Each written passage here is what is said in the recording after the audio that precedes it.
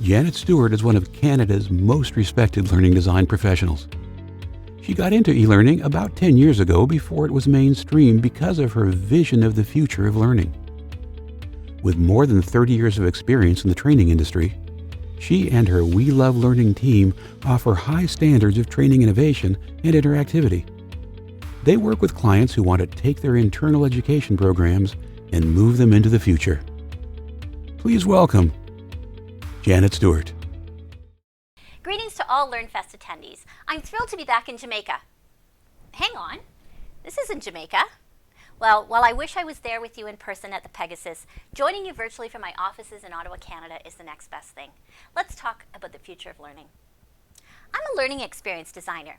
That means that I typically work with companies who need to create training for their employees or their customers, training that they just can't go out and buy easily in the marketplace, because the training deals with very specific information about their in-house policies, their practices, their procedures, or even their products. And so they need to work with someone like me to design, build, and deploy that training. Now, I spent more than 2 decades designing training for the in-person classroom, but over the last decade, my team and I have become specialists in designing learning solutions for the online classroom. The learning landscape has shifted, and as countries make the transition to the digital economy, so must the learning landscapes of these nations. In fact, the 2020 pandemic has accelerated the transition to the digital learning landscape. In previous decades, when an organization needed to train its employees or customers, it meant booking a conference room and coordinating travel, accommodation, and meals for many persons. Scheduling could be a difficult and time-consuming task, and invariably, some persons were not able to attend, leaving them with an important knowledge gap and no really good way to close it. Fast forward to the 21st century and the year 2020. Learning has never been more accessible to more persons than it is now. The reach of e-learning today is greater than ever, with the most rapid growth happening in emerging economies, working to close the education gap. The combination of low ongoing costs, high convenience, and easy accessibility are transforming e-learning into the predominant global educating force of the 21st century. Digital learning enables us to move past the have and have-not societies that are created for those who have or do not have easy access to education and information because of their economic status or their geography. E-learning is an effective approach for the deployment of prerequisite training activities, education for the masses, and post-training performance support for those in the workplace, as well as for product and service support for customers. You may already be familiar with the United Nations 17 Sustainable Development Goals. You can find out more about them on the UN website. They have this really neat interactive tool that tells you about each of them. I've made a personal commitment to 4 of the goals and outlined those in an article on my own website. Let's take a closer look at how e-learning supports the 4 Sustainable Development Goals that really speak to me. Sustainable Development Goal number 4 is quality education. In-person training requires a specific time, date, and place, which means that some persons just cannot access it. Moving to online learning solutions means that anyone with a device, even a smartphone, and access to the internet can participate in the knowledge economy. And we know that access to education paves the way to economic growth for individuals, families, communities, and even nations. Access to online education means that anyone can learn the knowledge and skills needed to participate in the digital economy. In my own case, the kind of work that I do, consulting with clients about their training needs and then building a digital solution, can be done from anywhere in the world. My work is not limited by my location. And in this way, access to online learning solutions serves to reduce inequalities in our world. Someone living in a remote community, as long as they have a device and access to the internet, can seek the knowledge and develop the skills that they need to fully participate in the global economy. They are no longer bound by their location or the need for deep pockets to be able to travel to seek education. And finally, e-learning is good for the environment. When people no longer have to travel to seek education and knowledge, that cuts our CO2 emissions. As much as I might have liked to travel to the conference to be with you today, by speaking to you virtually, I've saved a plane trip, and that's good for the environment. E-learning is a spectrum of digital choices, and there's no one size fits all. As we go through this presentation, I invite you to type any questions that you have into the chat window, and we'll be sure to get to them at the end. Your definition of e-learning comes from your experience with it. By now, you've probably experienced a lot of VILT, Virtual Instructor-Led Training sessions. and you may have also done some self-directed online training. Now, I don't expect you to be able to read or consume this very busy graphic, but what I want you to take away is that there really are a lot of choices when it comes to e-learning. The virtual instructor-led training is at the bottom of this hierarchy, and as you go up the left side, you'll see that there are 3 additional levels. And as you go across, you'll notice that we move from simple to typical to complex approaches. The important thing for you to know is that as you go up the chart, the learner retention rates increase, as does the complexity and the time and cost to produce. The same is true as you go across the chart. Learner retention rates increase, as does complexity and time and cost to produce. So we know that the word e-learning means lots of different things to different people, and it's time to have some fun. We're going to explore the spectrum of vocabulary that comes to mind by working together to build a word cloud. So I want you to grab your smartphone and open up the camera so that you can play along. I also want you to make sure that you can see the conference chat window because there's going to be some important information posted there in a moment. Now, before I show you how to play along, I want you to take a moment to reflect. Reflect on the words that come to your mind when you think of e-learning. We've already agreed that there are so many facets of e-learning, so get a few words ready in your mind. There's no limits to how many or how few you can contribute to this word cloud. Here we go. Open up the camera on your smartphone. An older phone might require a QR reader app to do this, so if it doesn't work for you, just open your browser instead and go to menti.com. That's menti.com. Point your camera to the code on the screen. A little box will appear asking if you want to go to Menti.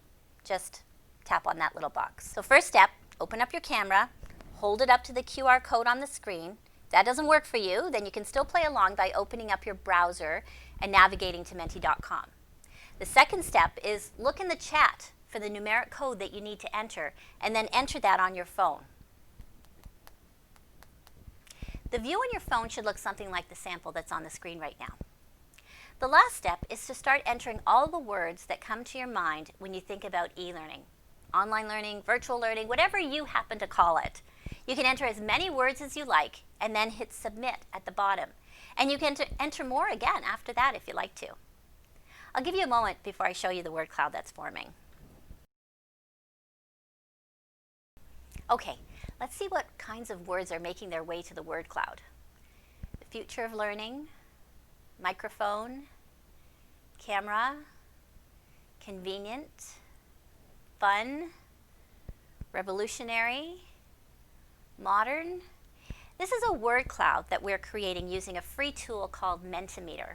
I set up a word cloud in advance, and then as people enter their words, it builds the cloud for us. And that's how you create a word cloud. And it's one of the techniques that you can use to make virtual instructor-led training more interactive and engaging. Some of the words that you came up with were specific to that live online kind of training, and other words spoke more to the self-directed training. In this session, we're going to focus on self-directed online learning, but I know that the live sessions are very timely right now and that many of you may be trying to figure out how to make them more interesting and engaging, so I'm not going to leave you to go without. I'll be offering a free workshop on this topic next Thursday. Get your phone ready again. There are only 100 seats available, and if you'd like to attend, then open up your camera, hold it up to the screen, and scan the code. Tap the little box that appears, and then you'll be taken to the registration page. If the QR code doesn't work for you, you can send me an email at janet@WeLoveLearning.ca instead. Just indicate VILT registration in the subject line. Once you arrive at the registration page, just enter your name and email address, hit the register button, and you'll be sent the login information right away. And as I said, if you have any difficulties, just send me an email at janet@WeLoveLearning.ca instead and indicate VILT registration in the subject line. We'll get you signed up after this presentation. Okay, so we have the virtual instructor-led training out of the way. Let's talk about my true passion, self-directed training. Self-directed online learning can be completed anytime from anywhere, as long as the person has access to a device and, in most cases, to the internet, though that's not always necessary. The instructor and the learner are not there at the same time. We call this the asynchronous environment. You might have heard that term used before. And self-directed training can be completed on a desktop, laptop, tablet, or smartphone. It's a great approach for training as well as for workplace performance support. Not surprisingly, a survey of 800 corporations revealed that 86% of them have shifted some, most, or all of their in-person training to virtual over the past few months. That's a huge number. Now, my personal observation is that many organizations scrambled to take in-person training that had already been scheduled and move it to live online. Some restructured the training and did it well, while others just took the death by PowerPoint approach. But that's a lesson for another day. The real opportunity in moving to digital training solutions is in the self-directed space. Many employees are only allotted somewhere between 20 and 40 minutes a week to do professional development. So if you attend even one live online class that's 1 hour in length, you've blown your budget for the entire week. But imagine self-directed training that can be completed in bite-sized pieces. A 15-minute course that's laser focused on one topic, or a 5-minute refresher on a process that's unfamiliar to you. This is the real power of self-directed training. The transition to the digital learning landscape was already well underway and had been for years, but the pandemic accelerated that transition. In the same survey results that were shared by the Learning Guild, 91% reported that their organization's future learning strategy will be permanently changed because of the crisis. And 71% reported an increase in the use of learning platforms. Platforms come in many shapes and sizes, but let me show you one example.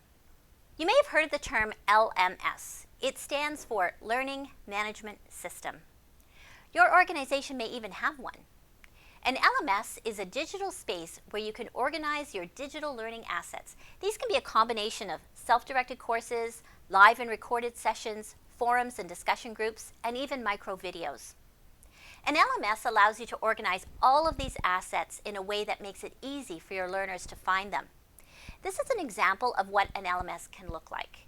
This is an LMS that we built for one of our clients.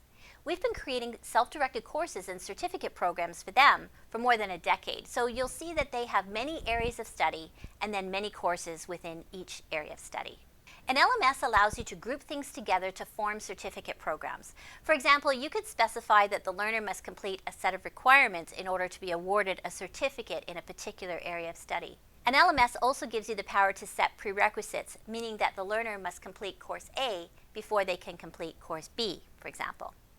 And some learning management systems now have artificial intelligence built into them so that they can start serving up a personalized learning plan to each user based on their interests and previous completions. You need a learning management system if you want to be able to track course completions. In other words, if you want to know that someone has completed a particular requirement and when, and maybe even what score they achieved on their quiz, then you need an LMS. Not everyone needs a learning management system. However, they do have two benefits that make them worth considering. The ease with which they organize your content, be it courses, videos, or other digital assets. They can become the go-to place for information within your organization, and their ability to keep training records on your learners for you. But not everything needs to be organized into an LMS. Sometimes you might not be as concerned about record keeping. Perhaps you're a government department that wants to make information engaging and easily accessible to citizens.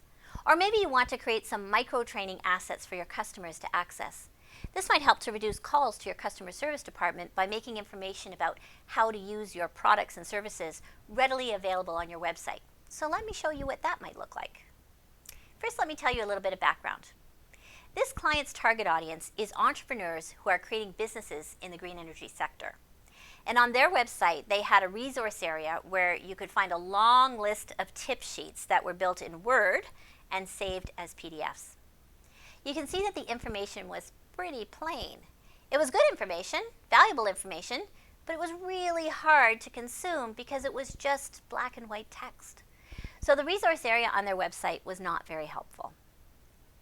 So we took those 24 Word documents and we brought each one of them to life as a short course, each a 10 to 15 minute commitment, focusing on one learning objective. Then we loaded them onto their website to make them easy to find, right under their old resources tab. And we also use tagging to make it easy for someone to refine their search. So for example, if I want to learn something about branding, I can click on that tag and just those courses that have something to do with branding will come to the top. If you want to follow along and take a closer look at these self-directed courses, you can get to them by using this QR code. Just open up the camera on your smartphone, hold it up to the QR code on the screen right now, then tap the little box that appears, and you'll be taken directly to the resource area on the SNA website. And of course, if you're an entrepreneur, at least some of these courses may be of interest and value to you. Let's take a look at one of these courses together so that you can see the transformation from words on a page. When you open up the course, there is a bit of an introduction and a course outline. Then, when you start the course, it opens up and introduces you to the character in this course whose entrepreneurial journey we're going to follow.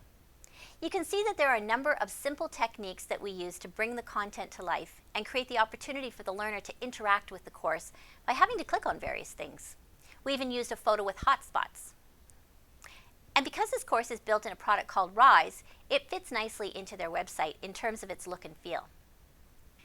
That's just one very simple example of how you can bring content to life in an online world, but it does take skill and ingenuity to do so. More than half of the organizations surveyed are planning to convert their in-person training programs to online learning solutions by the end of 2020. That's significant and important information because in your organization, it may mean that your learning and development team will need to learn some new skills. Go back a decade or more. When I was designing only for the in-person corporate classroom, it was enough to be an instructional designer. But now, to be successful in designing online training solutions, I've also had to develop the creativity of a graphic artist and the digital literacy skills of an IT professional. Let me show you another example of a self-directed course that demonstrates that point.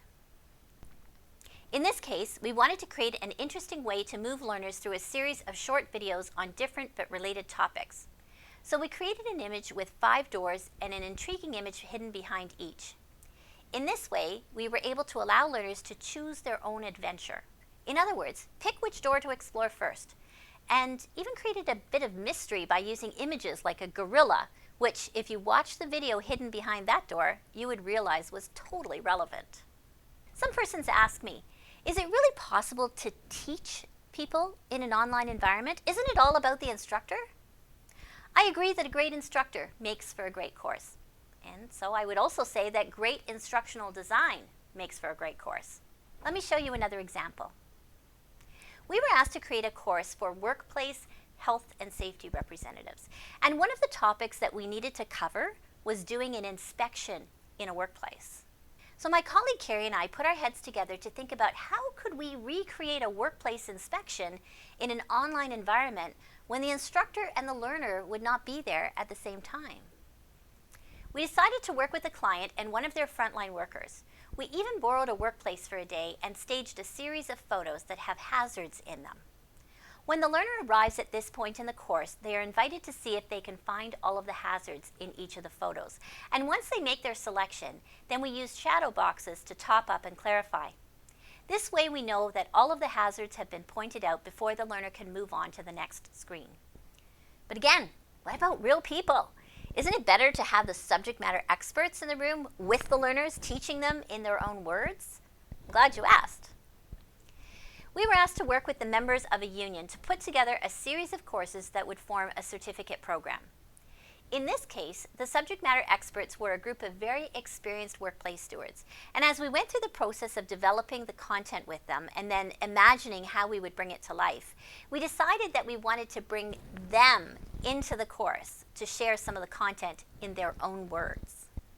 So we identified the content that really suited that approach. And of course, we wanted to have a balance and some variety throughout the design plan. Once we settled on the content to be covered by the stewards in their own words, my colleague Carrie scheduled a Zoom meeting with them, which we recorded. And that gave Carrie the raw footage that she needed so that we could integrate clips of them into the course design. And in this way, we were able to bring the subject matter experts right into the course, bringing the content to life in their own words. In fact, in this particular case, it could be argued that it was even better than an in-person experience because you would have only had the input from one steward in that case. But this way, the learner benefits from the views of 4 stewards instead. Let's recap. So far, we've covered two types of online training. VILT, which is Virtual Instructor-Led Training, and self-directed training, which often takes the form of courses that can be grouped together into certificate programs. But online learning provides for a plethora of choices, so let's take a look at some that could be used in the context of performance support in the workplace. I'm going to show you a micro video. Micro simply means short. A micro video on the topic of augmented reality.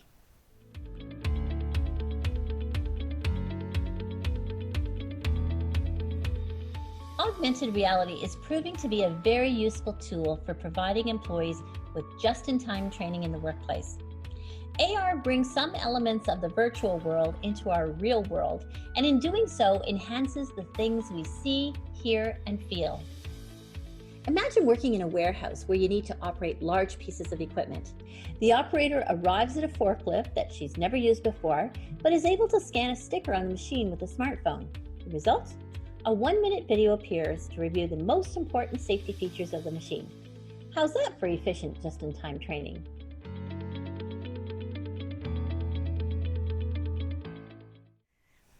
Well, that's interesting, right? Imagine all of the things in a workplace that you could put a sticker on and then embed the training right onto that sticker.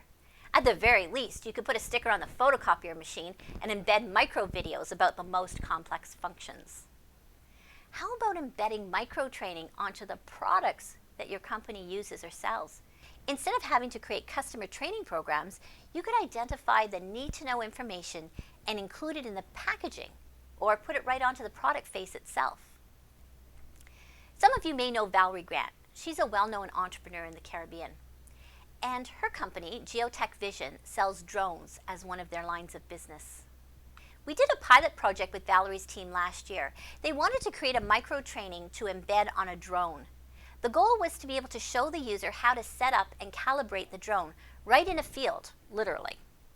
I don't have the sound turned on right now, but we took a series of photos that they sent to us, then added a script which one of their team members recorded and sent to us as well, created a short video and embedded it into an augmented reality app so that we could just print it onto a sticker and then place the sticker on the drone. While this micro training may not be all the training that a person needs in order to know how to safely operate a drone, if you think of this video in the context of refresher training or in the field performance support, it takes on a new usefulness. Since we are still on the topic of augmented reality, how about bringing a written reference manual to life by embedding digital resources into it and thus bringing the book to life with videos, infographics, and other digital assets? Let's talk some more about Flipbooks. I recently had to create some training for human rights representatives, and one of the really important bits of content that we had to cover and refer back to often during the live training was their organization's policy on harassment and discrimination. You can see that when we go to this public page on their website, the policy is very long and very plain, which makes it really hard for learners to consume and make sense of. As an alternative, we transformed the exact words of the policy into an infographic-style booklet, which we printed, but also embedded into a QR code to make it easy for everyone to access on the go. You can try it out too by scanning the QR code. Then, as usual, just tap on the little box that appears, and it will take you directly to the Flipbook. And just in case you're not able to check it out on your phone, here's a snapshot of what that policy looks like now. Huge difference from the original black and white words on a page. One last type of e-learning solution to tell you about: virtual reality. When I get to see you in person, I'll bring my VR goggles with me so you can try them out. In past decades, VR was something that only organizations with the deepest of pockets could use within their training programs. But the cost to play has come down significantly in terms of the equipment. Producing the programming, however, is still quite complex and time-consuming. However, it's worth it when you have physical domain learning objectives and there's an element of danger or safety concerns.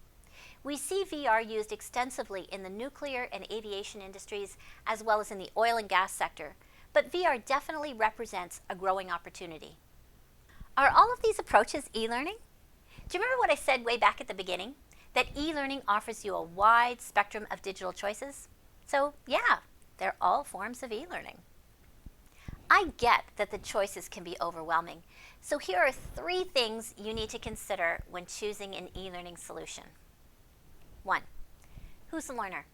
What's their demographic? What do we know about them, and how do they feel about this topic?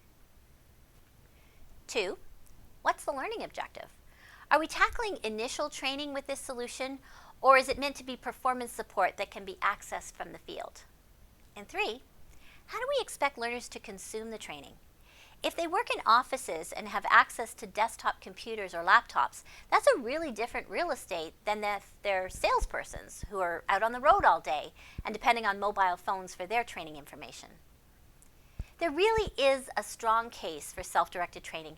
It makes information accessible to everyone, regardless of their geography, and it allows us to provide performance and product support to employees and customers in ways that we could only imagine in past decades. But we both know that there's a big difference between effective training and that which is a waste of time. So I invite you to reach out to me to schedule a virtual coffee date. That way we can chat about your particular organization's challenges and goals and come up with a plan to tackle them together. In the meantime, you can download a free copy of my ebook, eLearning 101, by scanning the QR code on the screen. By now you know that if you tap that little box that appears, it will take you to the page where you can enter your name and email address, and then you'll receive immediate access to the book, which you can download and save. It's a handy reference guide to the e-learning vocabulary. If you'd like to schedule a virtual coffee, reach out to me by email, or by LinkedIn, or on WhatsApp. And now, I'll be happy to take any questions that you might have.